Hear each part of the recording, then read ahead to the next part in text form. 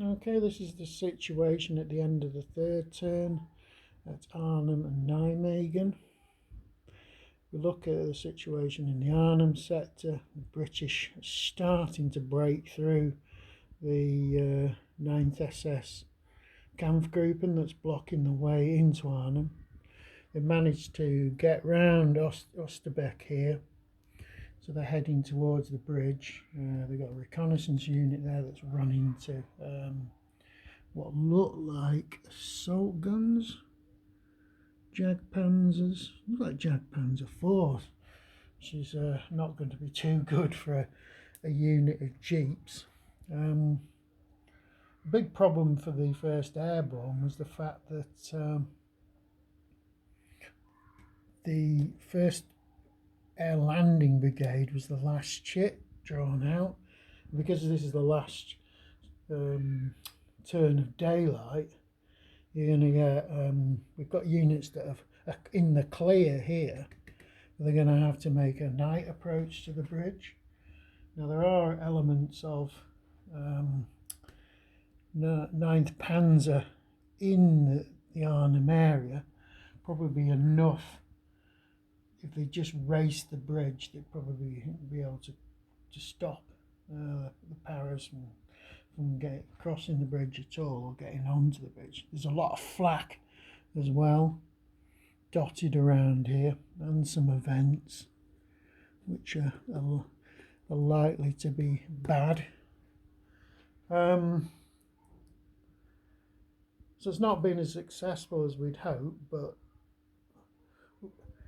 historically we've not got to the bridge like Frost did on the first by nightfall, but we're probably in a better position than 1st Airborne were historically in terms of getting a significant amount of troops closer to the bridge. In terms of what's going on in the south, the 82nd Airborne has been far more aggressive than it was historically. Instead of like Gavin and Browning messing about near Gruisbreck and trying to set up defensive positions for this almost non-existent attack out of Germany, they've decided to attack aggressively towards Nijmegen, and they've actually begun to push into the outer suburbs of Nijmegen, and they've got units flanking round to the more open areas. In terms of other things, the 82nd managed to capture the Meldon Bridge. The Hummel Bridge here was blown by the Germans. There was a small panzer unit there that caused a lot of trouble, but we managed to get rid of it, managed to knock it out with an assault across a bridge, which was pretty hairy. It wasn't a very powerful unit and had very poor morale. It was just a remnant of an armoured unit. The Grave Bridge has been captured intact because that you're not allowed to wire that under the rules of the campaign. There is a defensive perimeter being set up around the landing zones here to counter units coming in from Germany, from this forest here, the Reichswald forest I think it's called. I've marked the landing zones for the 82nd, not the landing zones, the supply drop zones, so just so I know where they are. They do move around depending on the tactical situation and depending on the historical date as well. The red one there is the landing zone for the drop zone for the British supplies.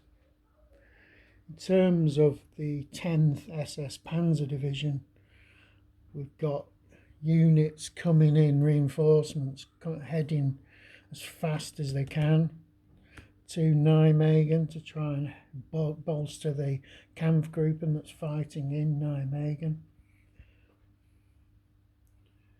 So the Americans are doing a lot better than they did historically, because they're actually concentrating on what they're supposed to be there for, which is capturing Nijmegen Bridge. They're not there to prat around, which is what Gavin spent a lot of his time doing. If you're interested on this slightly, I don't say revisionist, but it's not a popular opinion on what actually went wrong with the Arnhem with Market Garden. But if you look at Tick's Battlestorm Market Garden, that really analyses in depth what went wrong in the battle and what he believed was the crucial error. So all in all, it's everything to play for, but we haven't got the two critical bridges under our control, or even under partial control, and night is falling.